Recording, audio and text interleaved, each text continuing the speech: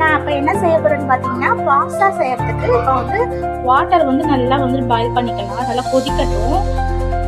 இந்த வாட்டர்ல வந்து கொஞ்சமா வந்து எண்ணெய் விட்டுக்கணும்.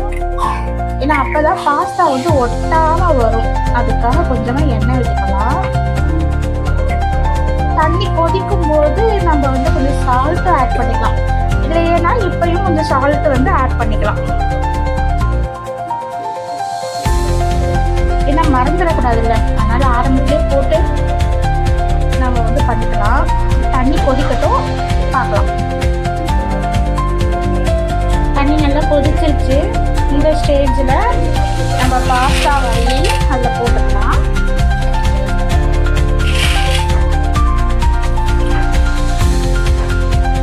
பாஸ்தா நல்லா வேகட்டும்.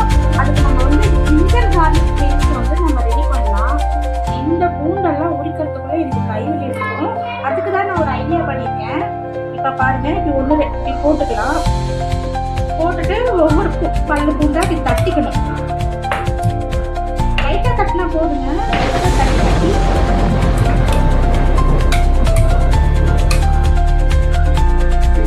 தட்டிட்டேன். இப்போ பாருங்க, இது உரிக்கிறதுக்கு எவ்வளோ ஈஸியாக வந்துருக்கு பாருங்க. ரொம்ப ஈஸியாக வந்துருச்சு. அழகா ஏது மாதிரி வந்துட்டு பாருங்க. இப்போ நீங்க ட்ரை, யாராவது வந்து சீக்கிரம் உரிப்பீங்க, ஆஃபீஸ்க்கு டைம் ஆகுது, இல்லை லஞ்சுக்கு டைம் ஆகுது, பாப்பாங்க ஸ்கூல் அனுப்பணும், இல்லை வீட்டில் நீங்களே கூட சீக்கிரம் சாப்பிடணும்னா கூட நீங்கள் இந்த மாதிரி ட்ரை பண்ணலாம். இந்த மாதிரி நல்லா உரிச்சுக்கிட்டீங்கன்னா பாருங்க, நல்லா பாருங்க. இந்த மாதிரி உரிச்சுதான் காட்டுறேன் பாருங்க. இவ்வளோ அழகா வந்துருச்சு பாருங்க. இப்போ பாருங்க, எல்லாத்தையும் உரிச்சிட்டு பாருங்க, இந்த மாதிரி வந்துடும். இந்த மாதிரி பல்லு வந்துடும் பாருங்க.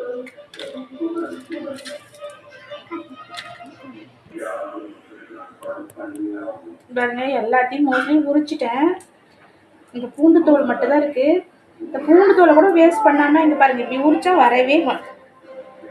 இதே தட்டி உரிச்சோம் அப்படின்னா ஈஸியா வந்துடும். இது நானே கண்டுபிடிச்சேங்க, எனக்கெல்லாம் யாரும் சொல்லி தரல, ஒரு ஐடியா தான்.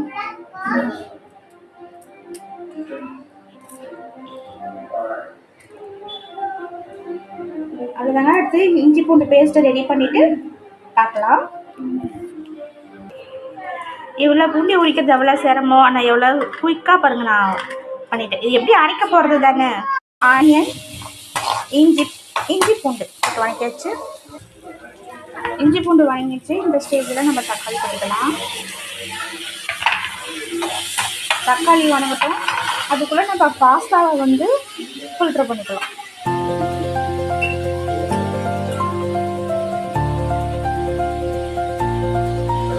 நீங்கள் டபுள் வாஷ் கூட பண்ணிக்கலாம்.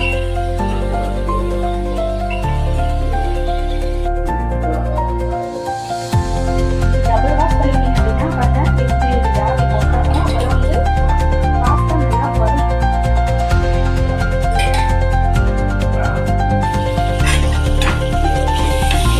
தக்காளி நல்லா வதங்கிடுச்சு.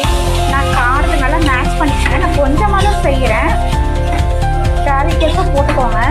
நான் வந்து மசாலாவில் வந்து பார்த்தீங்கன்னா சிக்கன் மசாலா கொஞ்சமாக சேர்த்துக்கிட்டேன். வெங்காயம், இஞ்சி பூண்டு பேஸ்ட்டு, தக்காளி, அவ்வளோதான். கொஞ்சம் மஞ்சத்தோட சிக்கன் மசாலா. இந்த ஸ்டேஜில் நீங்கள் பாஸ்தா வச்சு கொட்டிக்கலாம். ஊற்றிட்டு கொஞ்சமாக சால்ட். இப்போ லைட்டாக அப்படி கலரிடுங்க.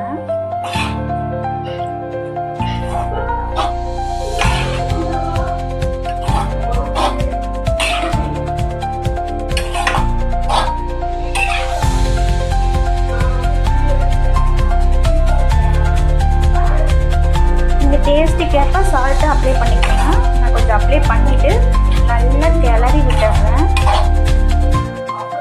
என்னென்ன இது வந்து குழந்தைங்களுக்காக தான் செய்கிறேன். ஸோ அதனால் நான் காரம் ரொம்ப கம்மியாக தான் போட்டிருக்கேன். உங்கள் டேஸ்ட்டுக்கு ஏற்ற மாதிரி நீங்கள் போட்டுக்கலாம். பார்க்கலாம்.